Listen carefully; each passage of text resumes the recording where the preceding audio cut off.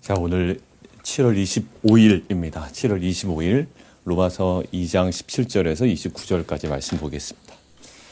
로마서 2장 17절에서 29절입니다.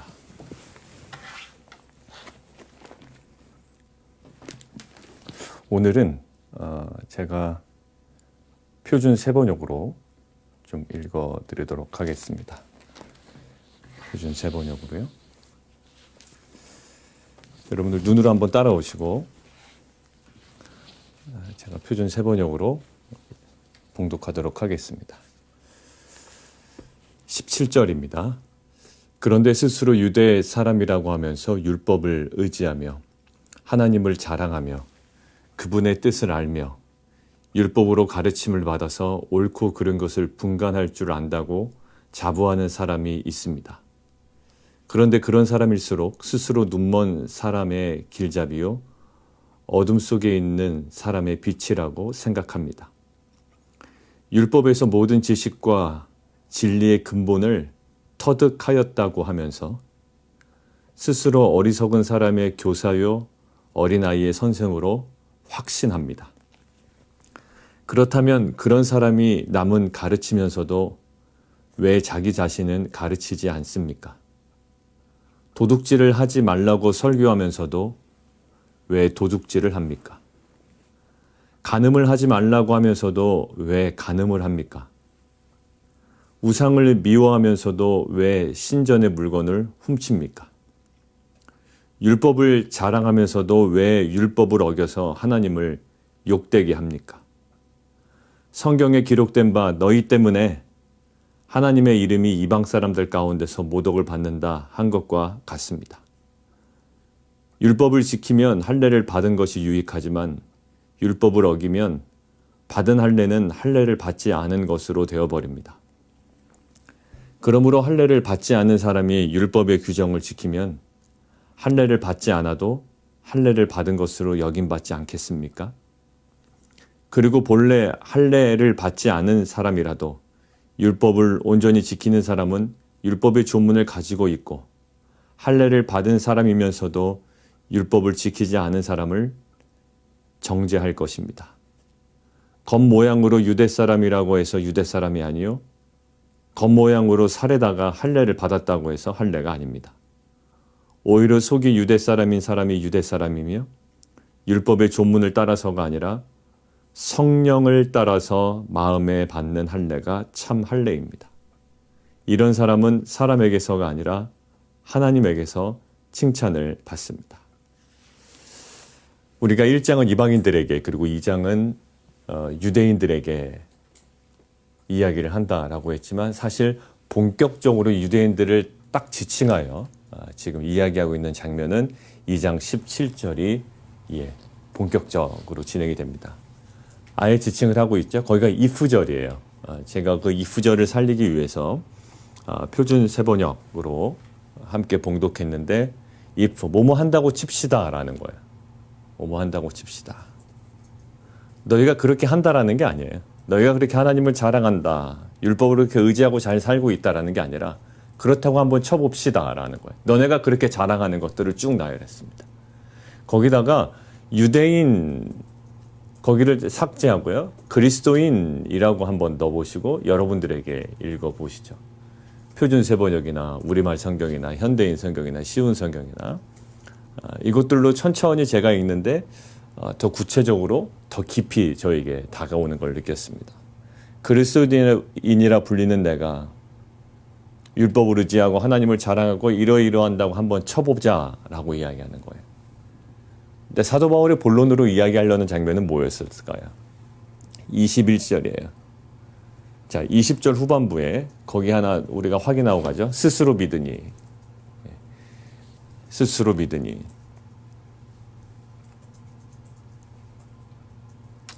그냥 우리 스스로 믿고 있는 겁니다. 믿음이 아니라 자기 확신이죠. 자기는 그렇게 이렇게 그냥 우리식으로 얘기해 볼게요. 이야기 편하게. 왜냐하면 유대인들이 갖고 있었던 열심이 우리의 열심과 비슷할 수 있기 때문에 큐티 한다고 하는 거예요. 큐티.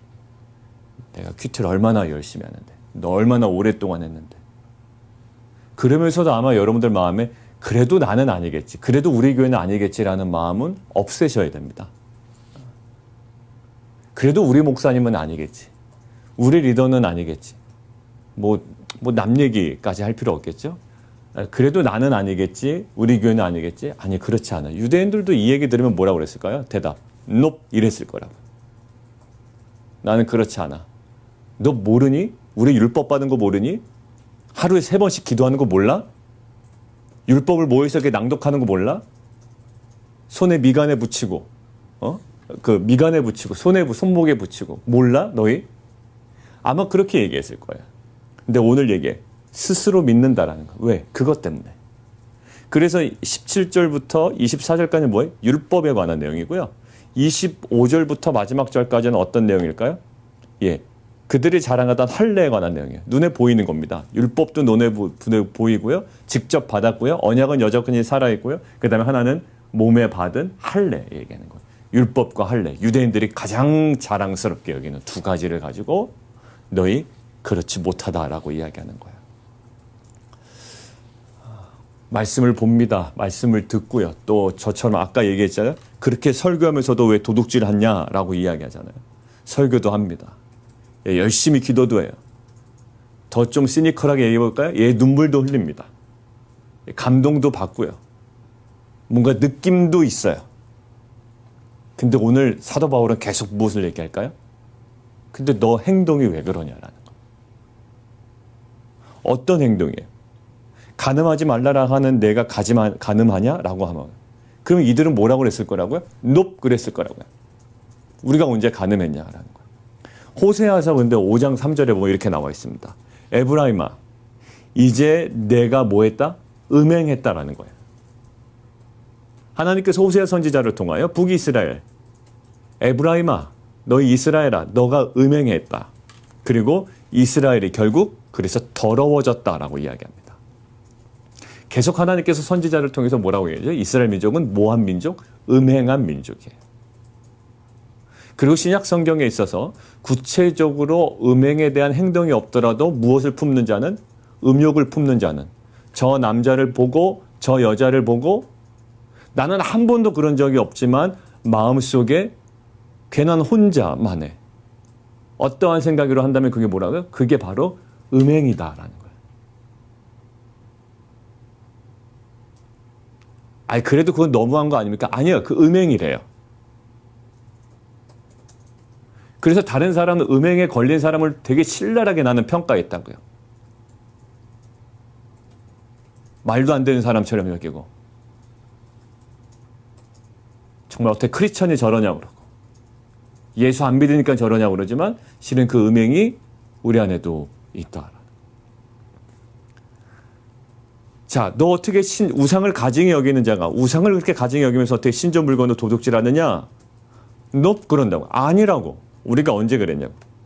근데 신전 물건을 도둑질하느냐라고 할 때 이 표현이 헬라어적 표현으로 도둑질한다라는 표현도 있지만 성전을 더럽히다라는 표현도 있습니다. 성전을 더럽히다. 우리 요한복음 묵상할 때요.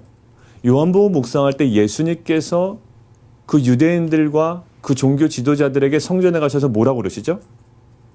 너희가 어떻게 하여 내 아버지의 집을 무슨 집으로? 장사하는 집으로 바꾸어 버리느냐? 그러면서 종교인들에게 굉장히 분노하셨단 말이에요. 그게 요한복음에 나타난 예수님의 그 성전에 대한 또 성전을 더럽히는 자들에 대한 예수님의 분노였어요. 마태복음에 뭐라고 나오죠? 마태복음에는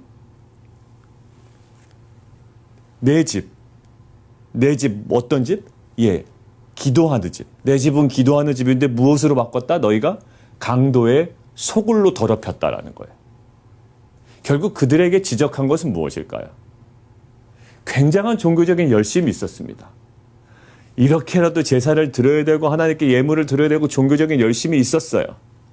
근데 그 안에 뿌리 깊은 안에 다 도사리고 있는 그의 삶 전체를 뒤흔들고 있는 그 뭐가 있어요? 예, 욕망과 그 모든 것들이 무엇을요?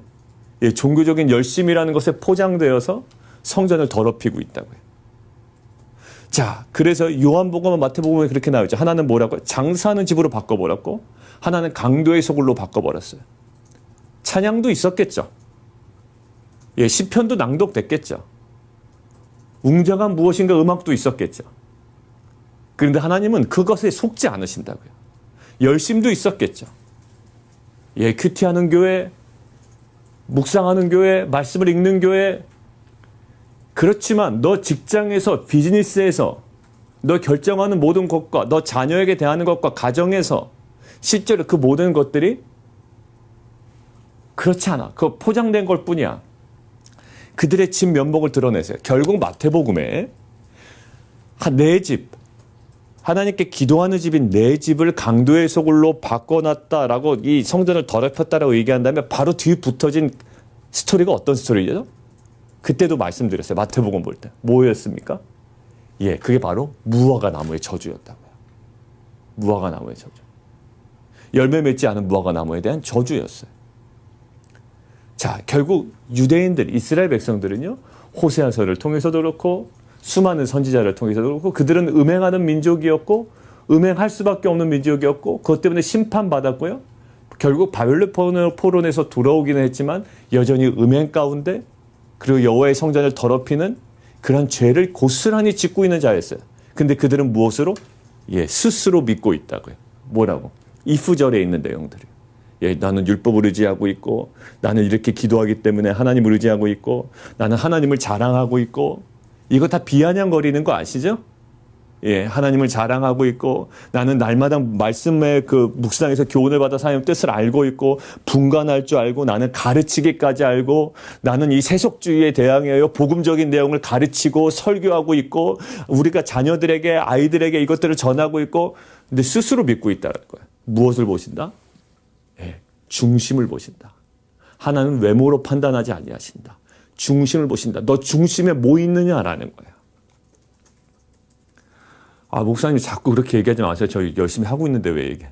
아니, 우리가 한번 생각해 보자라는 거예요.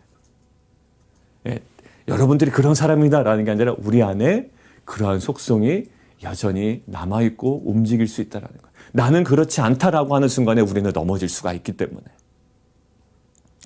자, 첫 번째 뭐라고요? 예, 율법에 대한 아주 강력한 신뢰가 있었어요. 근데 그걸보다 예, 스스로 믿는다라는 거예요.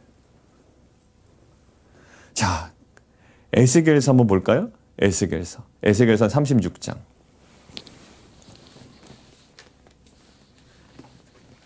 에스겔서 36장.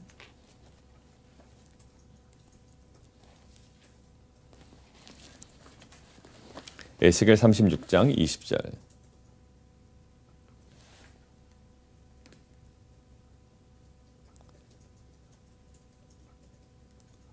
자, 이 부분 읽기 전에 오늘 23절과 24절 한번 읽죠. 너희가 그렇게 간음하냐? 너희가 신전의 물건을 도둑질하냐? 성전을 더럽히냐라고 하고 23절에 율법을 자랑하는 네가 율법을 범하고 있다. 이게 그들의 실체예요. 그들이 자랑하고 있는 게 뭐라고요? 첫 번째 한 단락의 율법이었고요. 두 번째 단락이 뭐였다고요? 뭐일 거라고요? 할례라고요. 율법과 할례요. 그렇게 자랑하고 있던 율법, 말씀 묵상, 큐티 하면서 삶은 어떻다고요? 예, 말씀과 상관없는 삶을 살고 있다고요. 깨닫는 것은 굉장히 많고 전하는 것들은 많고 설교하는 것들은 굉장히 많은데 전혀 그거대로 살고 있지 않아요.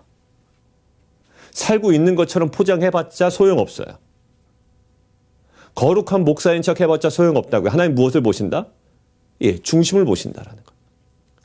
최대한 나 손해 안 보려고 그러고 시간 뺏기지 않으려고 그러고 그 모든 것들의 그 중심이 말씀 묵상과 뭐예요? 사람들에게 인정받으려고 우리가 큐티 나누나요?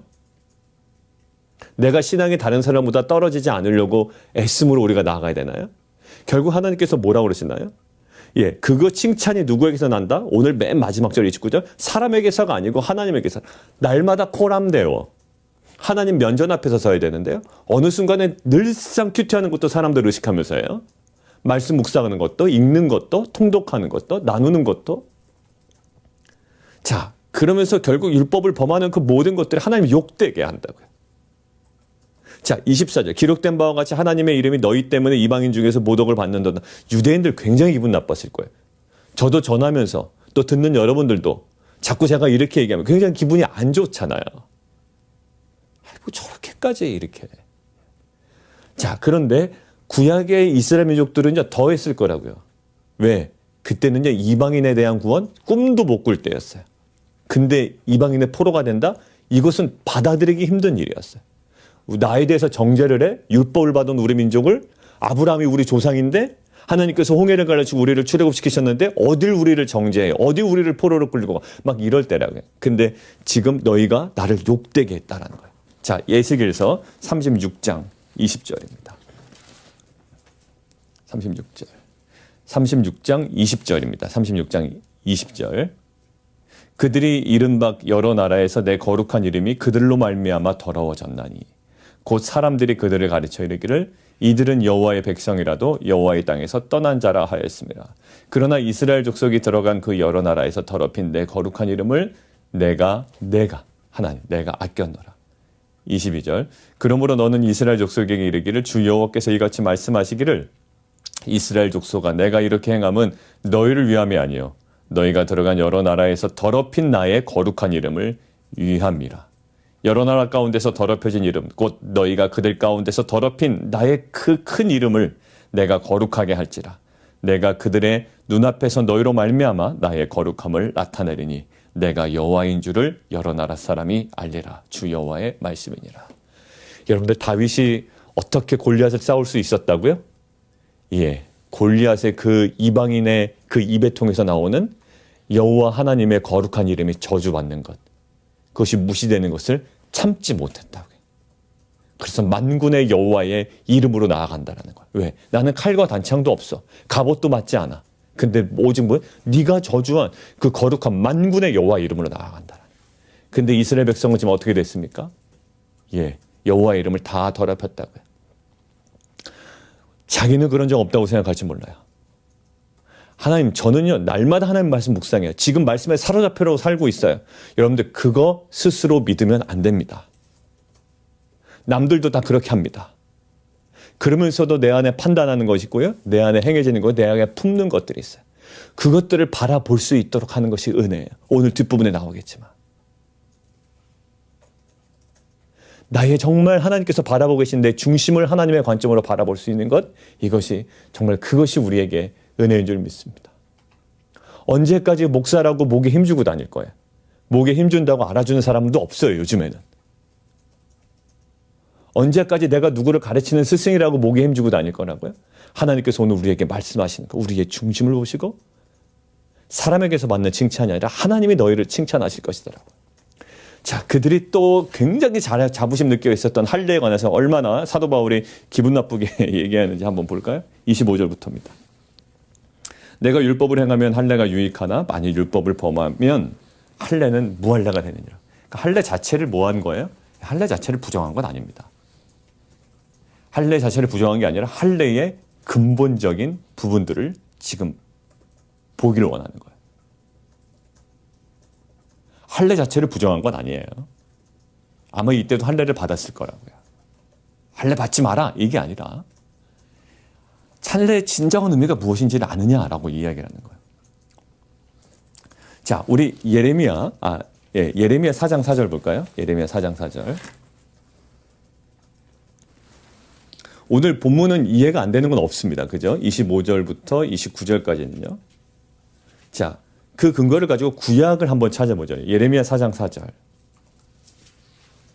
이것이 사도 바울이 갑자기 나온 것이 아니라 한번 조목조목 찾으면서 하나님께서 우리에게 주시는 은혜가 있기를 원해요. 예레미야 4장 4절. 예레미야 4장 4절. 1055페이지 정도에 있네요. 자, 같이 한번 읽을까요? 4장 4절은 시작. 유다인과 예루살렘 주민들아, 너희는 스스로 할례를 행하여 너희 마음 가죽을 베고, 여기까지요. 너희는 스스로 할례를 행하여 뭐 하라고요? 예, 표피를 베라 이렇게 얘기하지 않아요. 그 당시 구약 시대임에도 불구하고 하나님께서는 할례가 주는 유익과 할례의 근본적인 이유와 그 의미를 이때부터 알려주셨어요. 너희는 스스로 할례를 행하여 어디에? 너희 마음 가죽을 베라. 그래서 어떻게 해라? 너희 생각과 너희 모든 삶이 나 여호와께 속하라. 그리하지 아니하면, 마음의 가죽을 베지 아니하면, 할례는 받았지만, 육체적 할례는 받았지만 여전히 여호와께 속하지 않았다면 너희의 악행으로 말미암아, 여기서도 뭘 얘기합니까? 행동 얘기하잖아요. 근데 우리는 자꾸 행동에 대해서 면죄부를 자꾸 주려고 그런다고요. 뭐에 대해서? 은혜입니다. 결국 은혜로 덮으실 겁니다. 아니라고요. 지금 행동으로 말미암아 나의 분노가 불같이 일어나 살으리니 그것을 끊을 자가 없으리라. 자, 그리고요 예레미야 9장 26절 한번 볼까요? 조금만 뒤로 가볼까요? 9장 26절. 우리 예레미야 하심 때 얘기했죠. 남유다 완전 멸망합니다. 아마 일부는 왜 멸망한지도 모르고 있을 거예요. 그때 흥분했던 사람들의 반응이 뭐였죠? 어떻게 저런 악한 왕이 우리의 왕이 되며 우리가 어떻게 바벨론에게 먹힙니까? 라는 흥분이에요. 그냥 흥분만 있는 거예요. 자기 실존은 모르고요. 그냥 분노만 있고 흥분만 있어요. 예레미야 9장 26절. 마지막 절이죠. 9장 26절. 제가 읽습니다. 곧 애굽과 유다와 에돔과 암몬 자손과 모압과 및 광야에 살면서 살적을 깎은 자들에게라. 무릇 모든 민족은 할례를 받지 못하였고 이스라엘은 마음에 할례를 받지 못하였느니라 하셨느니라. 무슨 모든 민족은 할례를 받지 못하고 이스라엘 민족은 뭐를 받지 못했다?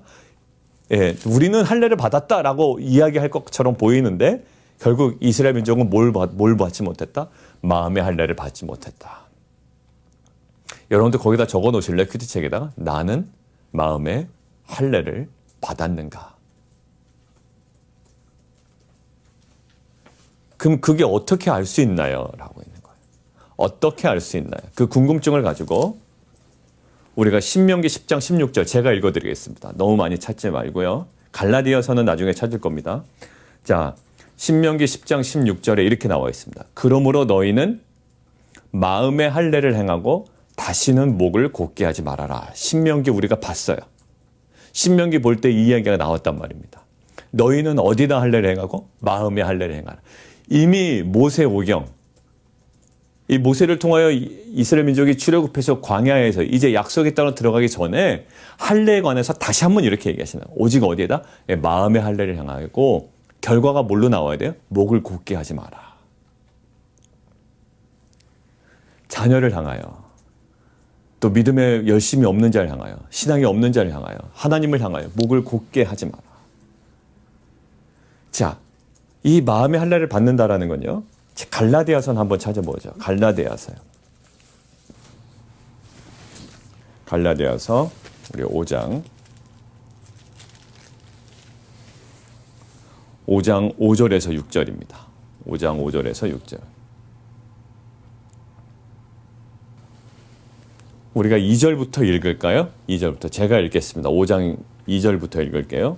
보라 나 바울은 이게 갈라디아 교인들에게도 동일하게 이야기합니다. 나 바울은 너희에게 말하노니 너희가 만일 할례를 받으면 그리스도께서 너희에게 아무 유익이 없으리라. 이것은 이겁니다. 이방인들에게 할례를 막 요구하는 거예요. 그러니까 그런 할례가 중요하지 않다라는 거죠. 이방인들에게 요구하는 할례입니다. 자, 3절. 내가 할례를 받는 각 사람에게 다시 증언하노니 그는 율법 전체를 행할 의무를 가진 자라. 이것으로 구원을 받는다라고 한다면 왜 그것만 가지고 구원을 받느냐? 율법 전체를 다 지켜야지라고 하는 거예요. 즉 구원받으려면 그렇게 구원을 받아야지. 뭐 할례가 그렇게 중요하다면 할례뿐만 아니라 모든 율법을 다 지켜야지. 왜 다시 구약으로 돌아가려고 그러느냐라고 지금 사도 바울은 얘기하고 있죠. 자, 4절. 율법 안에서 의롭다함을 얻으려 하는 너희는 그리스도에서 끊어지고 은혜에서 떨어진 자로다. 5절. 그런데 5절 보세요. 우리가 성령으로 믿음을 따라 의의 소망을 기다린다라는 거예요. 6절. 그리스도 예수 안에서는 할례나 무할례나 효력이 없으되 사랑으로서 역사하는 믿음뿐이라. 이 할례에 관해서 뭐라고 얘기하고 있죠? 육체적 할례 중요하지 않다라는 거예요. 이제는 결국 예수님께서 이 단절을 경험하셨잖아요. 할례를 받으셨다고요. 우리는 마음의 할례를 받는 거예요. 근데 이게 없으면 할례를 육체적인 할례를 받았다고 해서 구원을 받는다? 그러려면 어떻게 된다? 오히려 사도 바울은 역공을 하는 거죠. 할례를 받아야 구원을 받는다면 왜 할례라는 조문만 왜 갖다 쓰냐? 아마 입이 딱 막혔을 거예요. 야, 할례라는 것만 받아서 왜 구원을 받아? 할례라는 구약의 율법을 지켜야 구원을 받는다 그러면 구약의 율법 다 지켜야지. 야, 그러면 너 예수 안에서 끊어질 자가 안 끊어질 자가 없다라는 거죠. 자, 그리고 나서 갈라디아서 6장 15절입니다. 6장 15절. 갈라디아서 6장 15절.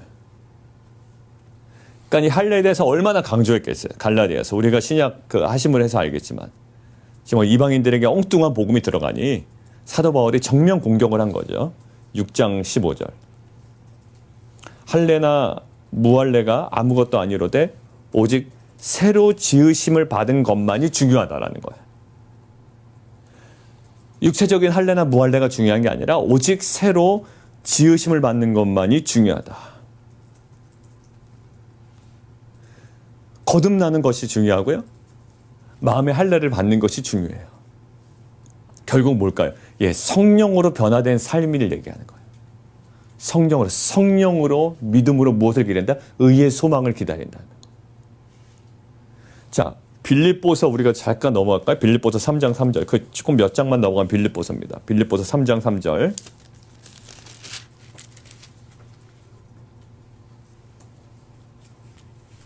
그럼 마음의 할례를 받은 누가 진짜로 할례파냐라고 한다면 빌립보서 3장 3절이에요.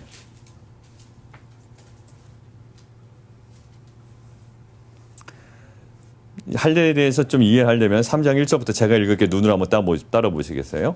예, 끝으로 나의 형제들아 주 안에서 기뻐하라.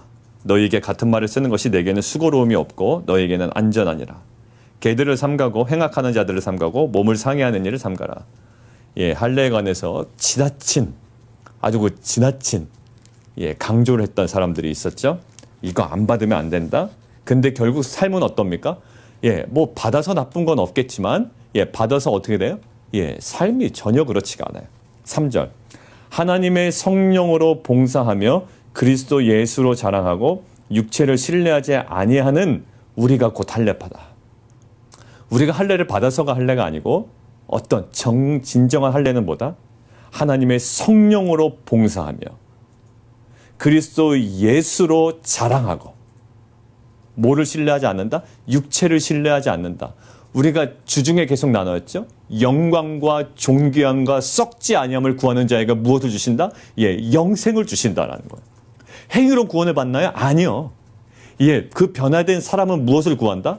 자신의 전적인 무능력과 자신의 전적인 타락과 자기가 아무리 큐트하고 말씀을 묵상을 해도 그럼에도 불구하고 우리 안에 죄성이 여전히 살아있다라는 전적인 무능을 인식하는 자는 무엇을 구한다? 내가 나의 의로 나를 구원하지 못한다. 나의 의를 자랑할 것이 하나도 없다. 사도 바울처럼 나의 모든 자랑으로 여기는 것들을 배설물처럼 여기는 자가 나아가야 되는 방향과 모습이 어떤 거라고요? 영광과 존귀함과 썩지 아니함을 구한다고요. 오늘 보세요. 누가 할례파입니까? 하나님의 성령으로 봉사하고 남보다 또 남에게 인정받으려고 오늘 29절 칭찬받으려고 봉사하는 것이 아니라 예, 하나님의 성령으로 봉사하고 그리스도 예수로 자랑하고 직장 좋은 데 들어가고 뭐 자녀가 좋은 대학교 들어가고 이번에 장학금 받았고 뭐 어디에 예, 그것은 좋은 나눔이긴 하죠. 근데 뭐로 자랑한다? 우선적으로 예수로 자랑하고 그다음에 육체를 신뢰하지 않아요. 예, 자신을 신뢰하지 않는다고요. 그것이 누구다? 곧 할례파다라는 거예요. 자, 한 개만 더 찾아보겠습니다. 우리 에스겔서 아까 찾죠? 예, 에스겔 11장. 에스겔 11장입니다. 아마 사도 바울은 구약을 공부를 열심히 해서 도움이 많이 받았던 것 같아요. 구약에 대한 지식이 굉장히 많았겠죠. 근데 이것들이 그 맥을 잡고 가니 유대인들이 갖고 있었던 그 뻔뻔함을 이 말씀을 통하여 아주 극명하게 드러내죠. 결국 하나님의 말씀은 살아있고 운동력이 있어서요. 우리가 아닌 채 해도 하나님은 우리의 심령의 중심과 골수를 찔러 쪼개겨 우리를 새롭게 하는 능력이 될 줄 믿습니다. 자, 에스겔서 11장 19절이에요.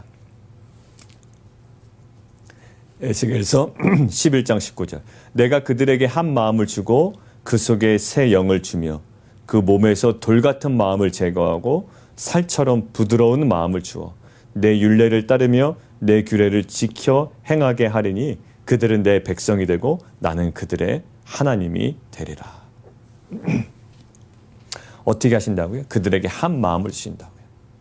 그들에게 뭐예요? 새 영을 주신다고요. 결국 무엇으로 가능합니까? 예, 오늘 29절 다시 한번 읽어봅시다. 이제 이 결론을 가지고 에스겔서의 결론과 또 신약에 나왔던 이야기들을 가지고 29절을 다시 읽습니다. 오직 이면적 유대인이 유대인이며 할례는 마음에 할지니 영에 있고 율법 조문에 있지 아니한 것이라. 그 칭찬이 사람에게서가 아니요 다만 하나님에게서라. 표준 세번역으로 다시 읽습니다. 오히려 속이 유대의 사람인 사람이 유대 사람, 다시 읽습니다. 오히려 속이 유대 사람인 사람이 유대 사람이며 율법의 조문을 따라서가 아니라 성령을 따라서 마음에 받는 할례가 참 할례입니다. 이런 사람은 사람에게서가 아니라 하나님에게서 칭찬을 받습니다. 결국 핵심은요, 그토록 그 예수님께서 약속하신, 하나님께서 약속하신 무엇을 기다렸다고요? 이 제자들이 성령을 기다린 거예요. 우리에게는 지식적으로 말씀을 접근해 나가고 깨달아가고 지식을 쌓아가고 이 근주에 나온 여러 가지 그 지식의 자랑도 많이 나왔잖아요. 근데 결국 우리에게는 무엇이 필요한 거예요? 은혜가 필요하고요. 그 은혜는 뭘까요? 선물이고요. 선물의 핵심은 뭘까요? 구하는 자에게 무엇을 주시지 않겠느냐? 성령을 주시지 않겠느냐. 여러분들, 여러분들의 큐티가, 여러분들의 나눔이, 여러분들의 큐티 방이, 텐트가, 우리 교회가, 제 설교가, 우리의 모든 듣는 모든 우리의 청중들, 회중들이 결국 무엇에? 성령의 은혜가 필요합니다. 이것이 어떠한 율법의 조문을 따라서가 아니고 그것에 대한 지식을 따라서가 아니라 성령을 따라서 받는 마음의 할례가 참된 할례입니다. 우리 자녀들이 성령의 충만함을 받기를 원합니다. 우리 모든 성도들이요, 어려움 가운데 있지만 정말 성령의 기름 부으심, 그 충만한 은혜를 경험하기를 원해요. 비즈니스가 어렵고 또 상황이 어렵지만 이 성령의 충만함 가운데 말씀을 바라볼 때 그 안에 뭐가 생긴다고요? 소망이 생긴다고요. 아까 이야기했잖아요. 정말 하나님께서 주신 믿음을 따라, 성령을 따라 뭐가 생긴다고요? 의의 소망이 생긴다고요. 이것이 무엇으로 가능합니까? 성령의 역사로만 가능해요. 결국 유대인들이 굉장히 호되게 혼났던 것은 뭘까요? 마음의 할례를 받지 못한 것이었고요. 그들에게 구원이 임하지 않은 건 결국 뭘까요? 성령을 통하지 않고서는 우리가 주를 그리스도라 시인할 수가 없어요. 구약이 해석이 안 된다고요. 구약이 뻔히 써 있는데, 아주 뻔히 써 있는데도 불구하고 정말로 메시아는 고난을 받고 십자가의 죽음을 당하고 부활하실 것이라는 뻔한 내용이 써 있음에도 불구하고 성령이 임하지 않으니까 그것이 깨달아지지 아니하고 믿지 아니하고 오히려 예수를 십자가에 못 박는 그러한 죄를 저지르게 된다고요. 결국 우리에게 필요한 게 뭘까요? 정말 성령의 은혜가 필요합니다. 이 신약 시대를 살아가는 우리에게 가장 필요한 것은 성령을 통한 마음의 할례, 성령을 통한 거듭남, 이 중생의 은혜가 우리에겐 필요합니다. 아무리 성경을 읽어도 이게 지식적으로는 다가오지만 우리에게 직접 나에게 말씀하신 음성으로 들리지 않아요? 이것은 성령의 역사로만 가능해요. 우리가 이 시간 함께 좀 기도했으면 좋겠는데요. 주일 예배도 마찬가지인 것 같아요. 주일 예배를 많은 자료와 또 그것도 뭐 주석이나 또 참고를 해서 또 묵상해서 설교를 하지만 성령의 역사가 아니면 이것은 아무것도 아니에요. 울리는 꽹과리에 불과하고요. 그냥 사람들이 고개 끄덕이며 동의하는 수준. 그러나 진정으로 살아있는 말씀의 능력은 무엇일까요? 인생을 변화시킵니다. 인생을 새롭게 합니다. 천지를 창조하신 말씀의 능력은요, 흑암과 혼돈 가운데 있었지만 하나님의 말씀이 정확하게 선포되었을 때에 그 말씀대로 천지는 정확하게 변화되었어요. 정말로 성령의 인도하심을 받는 여러분들의 묵상 시간은 어떻게 될까요? 절망도 이겨냅니다. 그리고 고난도 감당해내고요. 결국 이 사막에 길을 내시고 강을 내시는 하나님의 역사를 우리는 경험하게 될 줄 믿습니다. 이 시간 함께 기도할 때 하나님, 우리가 묵상하는 이 시간과 오늘 또 기도회가 있죠. 10시에 기도하는 이 시간이 정말로 성령의 기름 부으심 속에 성령이 역사하는 시간 되게 해주시고, 하나님 정말로 우리가 육체적으로 눈에 보이는 것으로 자랑하고 스스로 믿는 자가 아니라 성령께서 주도하시는 마음의 할례를 받아 우리가 더욱더 겸손함으로 성령으로 사역하고 여호와 하나님을 자랑하고 정말로 우리가 여호와께 속한 자임을 다시 한번 삶으로 드러내며 복음을 증거하는 귀한 공동체 될 수 있도록 인도하여 주옵소서. 우리 함께 기도하며 나아가도록 하겠습니다. 이 시간 함께 좀 기도할까? 내일 예배를 위해서 우리가 먼저 준비해야 될 게 뭘까요? 기도로 준비해야 됩니다. 찬양이나 설교나 또 말씀을 받는 우리 모든 성도님들, 또 예배를 준비하며 예배 담당자들, 가장 먼저 기도로 준비해야 됩니다. 우리가 어떤 문제를 가지고 기도로 준비할 때 하나님께서는 우리에게 더 본질적인 것들을 깨닫게 해주시더라고요. 비즈니스의 문제로, 또 직장의 문제로, 가정의 문제로, 또 교회 여러 가지 문제로 우리가 기도의 자리에 깊이 들어가면 하나님께서는 그 깊이 묵상하는 가운데 우리가 막 입으로 막 떠들면서 기도할 때도 있지만 우리가 그걸 가지고 하나님께 통회하는 마음으로, 절박한 마음으로 막 머물러 있을 때가 있잖아요. 근데 하나님께서 어느덧 우리의 내면에 말씀하시는 거예요. 이것이 문제라고 막 기도했던 우리에게 하나님께서는 아니야, 이게 더 문제야, 이게 너에게 더 필요한 거라고 우리에게 가장 선한 것들을 보여주시더라고요. 그 부분에 쿵 울림이 있어요. 그리고 그 부분을 바꾸게 하시고 새롭게 하시고, 그래서 먼저 그 나라와 의가 무엇인지 우리를 가끔 깨닫게 하세요. 깨달을 수가 없어요. 우리의 당면한 문제를 가지고 갔지만 하나님께서는 하나님의 나라와 그 의와 그 영광스러움을 보게 하십니다. 어느 시간에? 기도 시간에. 그러니까 기도에 깊이 들어가지 못하면 표면적인 내용만 우리가 계속 만지는 거지. 더 깊이 들어가는 기도의 시간이 되기를 원하고요. 더 본질적으로 더 깊이 들어가는 예배 시간이 되기를 원합니다. 그 지성소로 들어가는 기도 시간이 되기를 원해요. 그 지성소에서는요, 세상은 간 곳이 없어요. 오직 구속한 주만 보이고요, 그 안에 은혜만 보이고요, 그 안에 역사하는 성령 하나님의 일하심만 보이는 거예요. 우리가 더욱더 지성소 들어가는 기도, 지성소에 더 깊이 들어가는 예배 시간이 되기를 원합니다. 성령 하나님, 우리에게 그러한 은혜를 허락하여 주시옵소서. 우리 함께 기도하며 나가도록 하겠습니다. 살아계신 하나님, 감사합니다. 날마다 하나님의 거룩한 임재 가운데 서게 하여 주옵소서. 우리의 실체가 드러나는 두려운 자리이긴 하지만 우리의 실체가 반드시 드러나야 우리는 영광과 그 존귀와 썩지 아니함을 구하는 자로 날마다 살아갈 줄 믿습니다. 하나님, 육체적인 할례를 스스로 자랑했던 우리의 모습이 있었다면 그 모든 것들을 끊어내게 하시고, 하나님, 우리의 마음의 할례를 받기 위하여, 또 마음의 할례를 허락하신 그 하나님의 일하심, 이것들을 우리가 분별하며 우리가 하나님 정말 깨닫는 대로 우리의 행동을 하라.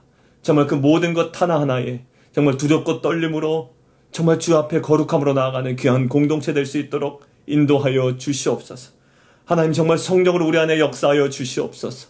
정말 하나님, 더욱더 지성소에 깊이 들어가는 기도의 시간 되게 하시고, 더 지성소에서 주님을 대면하고 또 주님의 은혜를 경험하고, 세상은 간데 온데 없고 정말 구속한 주만 바라보며 그 주님과 동행하며 그 주님으로 인하여 회복되고 새로워지는 그 지성소의 은혜를 경험하는 귀한 예배 되게 도와 주시옵소서. 예배를 준비하는 모든 분들, 또 하나님 그 설교를 준비하는 저와 또 하나님 예배를 기대하며 사모으로 나가는 우리 모든 성도들이 하나님 정말 간절히 기도함으로 예배를 준비하게 하시고, 이 예배가 형식을 뛰어넘는 하늘의 놀라운 은혜가 부어지는 귀한 시간 되게 도와 주시옵소서.